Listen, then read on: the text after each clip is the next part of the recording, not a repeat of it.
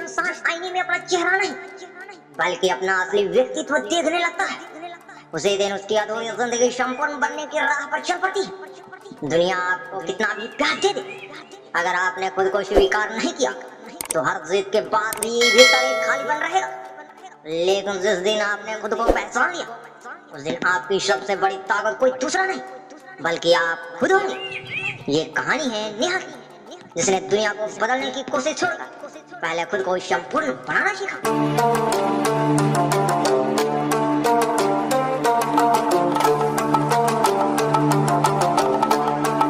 सुबह का समय था, सूरज की हल्की किरणें खिड़की से होकर कमरे में प्रवेश कर रही थी। बाहर पक्षियों के मधुर आवाजें वातावरण को जीवंत बना रही थी, लेकिन नेहा के कमरे में अजीब सी खामोशी पसरी हुई थी। नेहा आईने के सामने खड़ी थी, उसने खुद को ध्यान से देखा।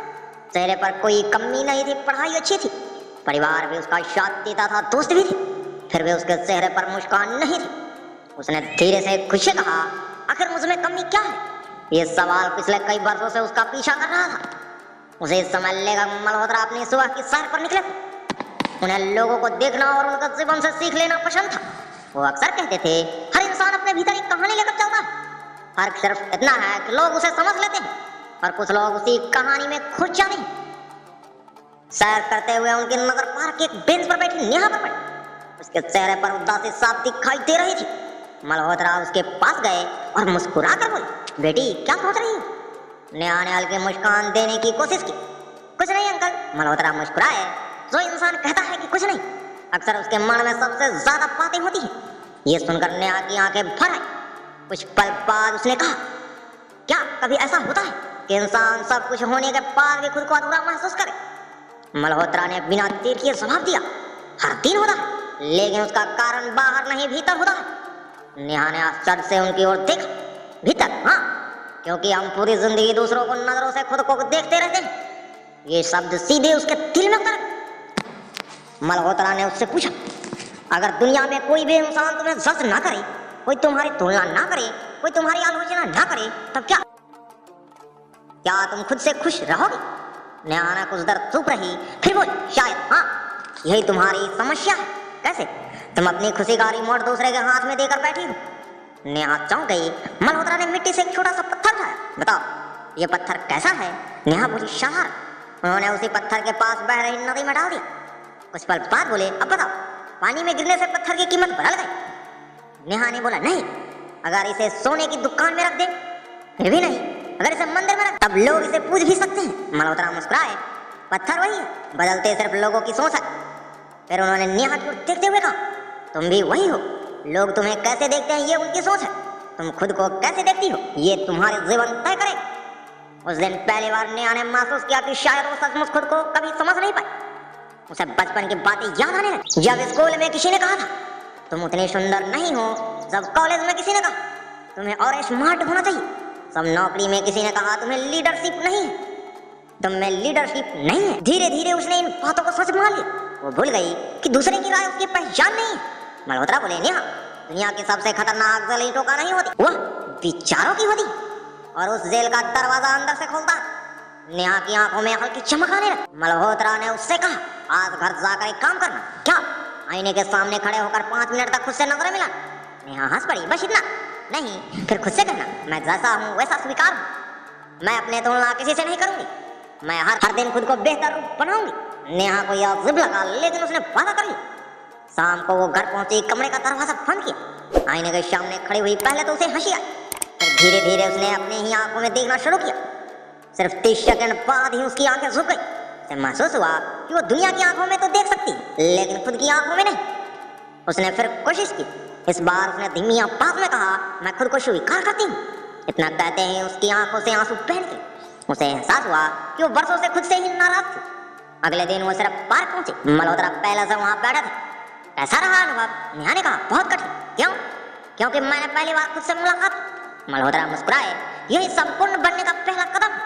उन्होंने आगे कहा, लोग समझते हैं कि संपूर्ण बनने का मतलब है हर कला आ जाए, बहुत पैसा हो, नाम हो, सम्मान हो, लेकिन सच्चाई यह है कि संपूर्ण वो है जो अपनी कमियों को जानता है, उन्हें स्वीकारता है और हर दिन बेहतर बनने का प्रयास करता है। नेहा ध्यान से सुन रही थी। मल्होत्रा ने एक पेड़ की ओर इशारा किया। देखो, ये पेड़ टेढ़ा है। हाँ, फिर भी ये फल देता है, छाया देता है, पक्षियों को घर देता है। अगर ये सोचता रहा कि मैं सीधा नहीं हूं तो क्या ये अभी इतना बड़ा फनपत। नेहा मुस्कुरा दी। उसके भीतर कुछ बदलने लगा। मुझे पहली बार महसूस हुआ कि शायद जीवन का उद्देश्य दूसरे जैसा बनना नहीं बल्कि अपने सबसे अच्छे रूप तक पहुंचना है। मल्होत्रा ने जाते जाते सिर्फ एक बात कही, नेहा याद रखना, अधूरा वो नहीं होता जिसके पास कम है, अधूरा वो है जो खुद को कम समझता है। ये शब्द उसके मन में गूंजते रहे। उस रात उसने अपनी डायरी खोली और पहली बार लिखा, आज मैंने दुनिया को नहीं खुद को बदलने की शुरुआत की। यही वो क्षण था जहां से नेहा ने संपूर्ण बनने की यात्रा शुरू हुई। लेकिन उसे अभी ये नहीं पता था कि अगले दिन जीवन उसकी सबसे कठिन परीक्षा लेने वाला है। एक ऐसी परीक्षा जो तय करेगी कि उसके भीतर आया ये परिवर्तन केवल शब्द या वास्तविक शक्ति है। अगली सुबह नेहा की नींद जल्दी खुल गई।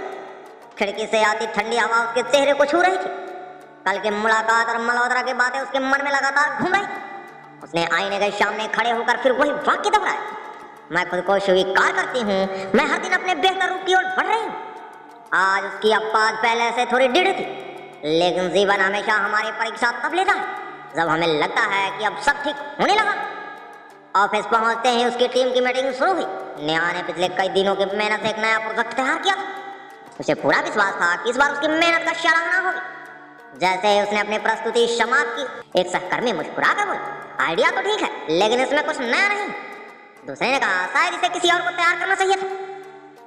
बस इतना सुना था कि नेहा का आत्मविश्वास डगमगा गया। कुछ ही सेकंड में उसके भीतर वही पुरानी आवाज लौट आई, तुम कभी अच्छी नहीं बन सकती, लोग सही कहते हैं, तुम हमेशा कम पर जाती हो। मीटिंग खत्म हुई लेकिन उसके मन में तूफान शुरू हो चुका था। उसे लगा कि कल जो आत्मविश्वास पैदा हुआ था वो एक दिन भी टिक नहीं पाया। शाम को फिर पार्क पहुंची। मल्होत्रा हमेशा की तरह उसी बेंच पर बैठे थे।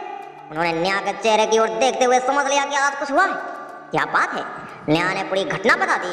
मल्होत्रा शांत होकर सुनते रहे। फिर उन्होंने पूछा, उन लोगों ने तुम्हारे काम की आलोचना की या तुम्हारे अस्तित्व की? नेहा कुछ पल सोचती रही। काम की? फिर तुमने उसे अपने व्यक्तित्व पर हमला क्यों मान लिया? ये प्रश्न उसके भीतर उतर गया। मल्होत्रा बोले, याद रखो, आलोचना और अपमान में फर्क होता है। आलोचना तुम्हारे काम को बेहतर बनाती है जबकि अपमान तुम्हें तोड़ने की कोशिश करता है, लेकिन दोनों में भी अंतिम निर्णय तुम्हारा होता है। तुम सीखोगी या टूटोगी। नेहा चुप थी। मल्होत्रा के पास रखी एक कॉफी उठाई। उसमें उन्होंने एक सीधी रेखा खींची। इसे छोटा करो, नेहा ने कहा। मिटा दो? नहीं। फिर उन्होंने उसके पास एक और बड़ी रेखा खींच दी। अब देखो, पहले रेखा अपने आप छोटी सी लग रही है। वो मुस्कुराई। जीवन में भी ऐसा ही होता है। अपनी कमियों को मिटाने में पूरी जिंदगी मत लगा दो। अपने गुण इतने बड़े बना लो कि कमियां छोटी दिखाई देने लगे। नेहा पहली बार खुलकर मुस्कुराई। उसने पूछा, लेकिन जब मन बार बार नकारात्मक बातें सोचने लगे तब क्या करें? मल्होत्रा ने उत्तर दिया, मन खेत की तरह होता है, यदि उसमें अच्छे विचार नहीं बोगे तो बुरे विचार अपने आप आएंगे। उन्होंने आगे कहा, हर सुबह 3 बातें लिखो। आज मैं किस बात के लिए आभारी हूँ, आज मैं क्या नया सीखूंगी, आज मैं किसी डर का सामना करूंगी। बस इतना। हाँ, क्योंकि बड़ी जीतें छोटे छोटे अनुशासन से पैदा होती है। उस दिन से नेहा ने एक नई आदत शुरू की। हर सुबह वो डायरी लिखती, अपने माता पिता के लिए आभारी हूँ, आज मैं धैर्य सीखूंगी, आज मैं बिना डरे अपनी बात रखूंगी। कुछ दिनों तक सब ठीक चलता रहा, लेकिन फिर एक और परीक्षा सामने आ गई। सोशल मीडिया पर उसने अपनी एक उपलब्धि साझा की। कई लोगों ने बधाई दी, लेकिन कुछ लोगों ने मजाक उड़ाया। पहले जैसी नेहा होती तो पूरी रात रोती रही। इस बार उसने फोन बंद किया और डायरी खोली। उसमें लिखा, हर व्यक्ति की राय मेरी पहचान नहीं है। अगले दिन वो फिर मल्होत्रा से मिली। उसने पूछा, आज कैसी हो? नेहा बोली, पहले जैसे नहीं, दर्द हुआ लेकिन मैं टूटी नहीं। मल्होत्रा की आंखों में संतोष था। यही बदलाव है। उन्होंने कहा, संपूर्ण बनने का अर्थ ये नहीं कि जीवन में समस्या खत्म हो जाएगी। इसका अर्थ ये है कि समस्याएं आएंगी, लेकिन तुम हर बार पहले से अधिक मजबूत होकर खड़ी होगी। फिर वो नेहा को एक नदी के किनारे ले गई। नदी चट्टानों से टकरा कर आगे बढ़ रही थी। मल्होत्रा बोले, देखो, नदी कभी चट्टानों से लड़ती नहीं, वो अपना रास्ता बना लेती है। इंसान को भी हर लड़ाई लड़ने की जरूरत नहीं होती। कई बार आगे बढ़ जाना ही सबसे बड़ी जीत होती है। नेहा ने बहते पानी को ध्यान से देखा। उसे लगा कि उसका मन धीरे धीरे उसी नदी की तरफ बहना सीख रहा है। अब उसने दूसरे को बदलने की कोशिश छोड़ दी थी। उसने अपने विचार, अपने आदतों और अपने व्यवहार पर काम करना शुरू किया था। कुछ ही हफ्तों में उसके चेहरे की उदासी कम होने लगी। ऑफिस में लोग कहने लगे, नेहा पहले से ज्यादा आत्मविश्वासी लग रही है। लेकिन उन्हें यह नहीं पता था कि ये बदलाव बाहर नहीं, भीतर हुआ। एक शाम मल्होत्रा ने उससे कहा, नेहा, याद रखना, सबसे कठिन युद्ध दुनिया से नहीं, अपने पुराने विचारों से होता है। और जो इंसान अपने मन पर विजय पा लेता है, उसे दुनिया की कोई हार लंबे समय तक नहीं रोक सकती। नेहा ने सर झुकाकर कहा, अब मैं समझ गई हूँ कि संपूर्ण बनने की शुरुआत खुद को स्वीकार करने से होती है, लेकिन उसे बनाए रखने के लिए रोज स्वयं से संघर्ष करना पड़ता है। मल्होत्रा मुस्कुराए और यही संघर्ष तुम्हें सर्वोत्तम रूप तक ले जाए। नेहा को लगा कि उसकी यात्रा अभी शुरू हुई है। उसे अपने डर, अपनी सीमाओं और अपने अतीत से पूरी तरह मुक्त होना भी बाकी था। अगले ही दिन उसके जीवन में एक ऐसी घटना होने वाली थी जो उसे ये सिखाएगी कि क्षमा और आत्मसम्मान के बिना कोई भी व्यक्ति कभी संपूर्ण नहीं बन सकता। रात के लगभग 10 बजे थे। बाहर हल्की बारिश हो रही थी। खिड़की पर गिरती बारिश के बूंदे जैसे कई पुराना गीत गुनगुना रही थी। नेहा अपनी डायरी लेकर बैठी थी। पिछले कुछ दिनों में उसने खुद को बहुत बदला। वो पहले से अधिक शांत थी, लेकिन उसके भीतर अभी भी एक ऐसा कोना था जहाँ वर्षों पुराना दर्द जमा हुआ था। मल्होत्रा की एक बात उसे बार बार याद आ रही थी, जब तक तुम अपने अतीत को पकड़कर बैठी रहोगे, भविष्य तुम्हारे दरवाजे पर दस्तक देकर ही भी लौट जाएगा। नेहा ने डायरी का एक नया पन्ना खोला और लिखा, मेरे जीवन का सबसे बड़ा बोझ क्या है। उसने कुछ देर तक कलम को देखा, फिर धीरे धीरे शब्द उभरने लगे। विश्वासघात, ताने, अपमान, खुद से नफरत। इतना लिखते ही उसकी आंखें नम हो गई। उसे अपने कॉलेज के दिन याद आने लगे। वो पढ़ाई में अच्छी थी, लेकिन कुछ लोग उसकी सादगी का मजाक उड़ाते थे। कोई उसके पहनावे पर टिप्पणी करता, कोई उसके सपनों को छोटा बताता। धीरे धीरे उसने दूसरों की बातों को सच मान लिया। उसे लगने लगा कि वो वास्तव में किसी बड़ी सफलता के योग्य नहीं है। इन्हीं विचारों ने उसे आत्मविश्वास को भीतर से ही भीतर खोखला कर दिया। अगले दिन वो फिर मल्होत्रा से मिलने पहुंचा। उन्होंने नेहा के चेहरे पर देखकर पूछा, आज फिर मन भारी है। नेहा ने धीमी आवाज में कहा, मैं आगे बढ़ना चाहती हूँ, लेकिन मेरा अतीत मुझे बार बार पीछे खींच लेता है। मल्होत्रा कुछ क्षण मौन रहे, फिर उन्होंने जमीन से एक बड़ा पत्थर उठाया और नेहा के हाथ में रख दिया, इसे पकड़ो। नेहा ने पकड़ लिया। कुछ मिनट बाद उसके हाथ में दर्द होने लगा। मल्होत्रा ने पूछा, भारी लग रहा है? हाँ, अगर इसे 1 घंटे तक पकड़ो तो दर्द बढ़ जाएगा, अगर पूरे दिन पकड़ कर रखो तो हाथ सुन्न हो जाएगा। मल्होत्रा मुस्कुराए। पत्थर का वजन नहीं बढ़ा, लेकिन उसे पकड़ कर रखने का समय बढ़ गया। अतीत भी ऐसा ही होता है। दर्द इसलिए नहीं बढ़ता कि घटना बड़ी थी, बल्कि इसलिए बढ़ता है क्योंकि हम उसे छोड़ते नहीं। नेहा लंबे समय तक उस पत्थर को देखती रही, फिर उसने धीरे से उसे जमीन पर रख दिया। मल्होत्रा बोले, देखा, छोड़ना इतना कठिन भी नहीं था। नेहा ने उत्तर दिया, लेकिन दिल के घाव कैसे छोड़? मल्होत्रा ने कहा, घाव समय नहीं भरता, सही सोच भरती है। वो आगे बोले, क्षमा का अर्थ ये नहीं कि जिसने तुम्हें दुख दिया वही सही था। क्षमा का अर्थ है कि अब तुम उसे अपने मन पर राज नहीं करने दोगे। ये शब्द नेहा के भीतर तक उतर गए। उस दिन मल्होत्रा ने उसे एक नया अभ्यास दिया। उन्होंने कहा, आज रात उन सभी लोगों का नाम लिखना जिन्हें तुम्हें कभी दुख दिया, फिर हर नाम के सामने एक वाक्य लिखना, मैं तुम्हें अपने मन से मुक्त करती हूँ ताकि मैं स्वयं मुक्त हो सकूं। रात को नेहा ने वही किया। हर नाम लिखते समय उसकी आंख से आंसू बहते रहे।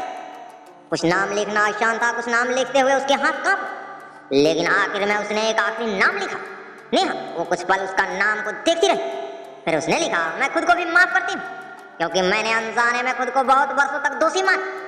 ये लिखते ही जैसे उसके भीतर जमी बर्फ पिघलने लगी। अगले दिन उसके चेहरे पर एक अलग ही शांति थी। मल्होत्रा ने उसे देखकर कहा, आज तुम्हारी आंख में बोझ कम दिखाई दे रहा है। नेहा मुस्कुराई, शायद मैंने पहली बार अपने अतीत को विदा कहा है। मल्होत्रा ने कहा, याद रखना, संपूर्ण इंसान वो नहीं होता जिसका जीवन में कोई दर्द ना हो। संपूर्ण वो होता है जिसने अपने दर्द को ज्ञान में बदल दिया। नेहा पहले जैसी नहीं रही थी। उसने अपने भीतर झांकना सीख लिया था। अब वो हर सुबह ध्यान करती, डायरी लिखती और खुद से एक प्रश्न पूछती, क्या आज मैं कल से बेहतर इंसान बनी? यदि उत्तर हाँ होता तो वो उसकी सबसे बड़ी जीत होती। कुछ ही दिनों में उसके व्यवहार में इतना परिवर्तन आया कि उसके परिवार ने भी महसूस किया। माँ ने कहा, बेटी पहले छोटी छोटी बातों पर परेशान हो जाती थी, अब बहुत शांत हो गई हो। नेहा मुस्कुरा कर बोली, क्योंकि मैंने लोगों को बदलने की कोशिश छोड़ दी है। अब मैं खुद को बेहतर बनाने में लगी हूँ। मल्होत्रा को जब ये बात पता चली तो उन्होंने कहा, यही आत्मविकास है। जब तुम्हारा ध्यान शिकायतों से हटकर सुधार पर चला जाता है तब जीवन बदलने लगता है। लेकिन जीवन की यात्रा अभी भी अधूरी थी। क्षमा ने नेहा को दिल का बोझ हल्का कर दिया, पर अब उसे एक और कठिन पाठ सीखना था, आत्मसम्मान। उसे ये समझना था कि विनम्र होना और स्वयं को कम आंकना दोनों अलग अलग बातें हैं। और जल्द ही परिस्थितियां उसे ऐसी जगह ले जाने वाली थी जहां उसे अपने आत्मसम्मान के लिए एक ऐसा निर्णय लेना पड़ेगा जो उसे पूरे जीवन की दिशा बदल देगा। सुबह का समय था। आसमान बिल्कुल साफ था। सूरज की सुनहरी किरणें धरती पर नई शुरुआत का संदेश दे रही थी। नेहा अपनी बालकनी में खड़ी चाय पी रही थी। हवा पहले से जैसी ही थी। शहर वही था, लोग भी वही थे, लेकिन बदल चुकी थी तो सिर्फ नेहा की सोच। अब वो हर दिन खुद से एक सवाल पूछती थी, क्या आज मैं अपने आत्मसम्मान के अनुसार जी रही हूँ? कुछ महीने पहले तक वो दूसरों को खुश करने के लिए अपनी इच्छाएं दबा देती थी। कोई कुछ कह देता तो घंटे उसी बात को सोचती रही। किसी को ना कहना उसके लिए सबसे कठिन काम था। उसे डर रहता था कि कहीं लोग उसे गलत ना समझ ले। लेकिन मल्होत्रा ने एक दिन उससे कहा था, जिस इंसान को हर किसी को खुश करने की आदत पड़ जाती है वो सबसे पहले खुद को दुखी कर देता है। ये बात उसके मन में गहराई तक उतर गई थी। उस दिन ऑफिस में एक महत्वपूर्ण प्रोजेक्ट की मीटिंग थी। टीम का एक वरिष्ठ सदस्य अपनी गलती नेहा पर डालने की कोशिश कर रहा था। पहले वाली नेहा शायद चुप रह जाती, लेकिन आज उसने पूरे आत्मविश्वास के साथ कहा, गलती मेरी नहीं है, मैंने अपना काम समय पर पूरा किया था। यदि आवश्यकता हो तो सभी रिकॉर्ड देखे जा सकते हैं। पूरा कमरा कुछ क्षण के लिए शांत हो गया। वरिष्ठ अधिकारी ने रिकॉर्ड देखे और सच सामने आ गया। गलती वास्तव में नेहा की नहीं थी। मीटिंग के बाद उसकी एक सहकर्मी ने कहा, आज तुमने पहली बार अपने लिए आवाज उठाई। नेहा मुस्कुराकर बोली, पहले मुझे लगता था कि चुप रहना ही विनम्रता है। अब समझ आया कि सच बोलना भी विनम्रता का हिस्सा है। उस शाम वो हमेशा की तरह पार्क पहुंची।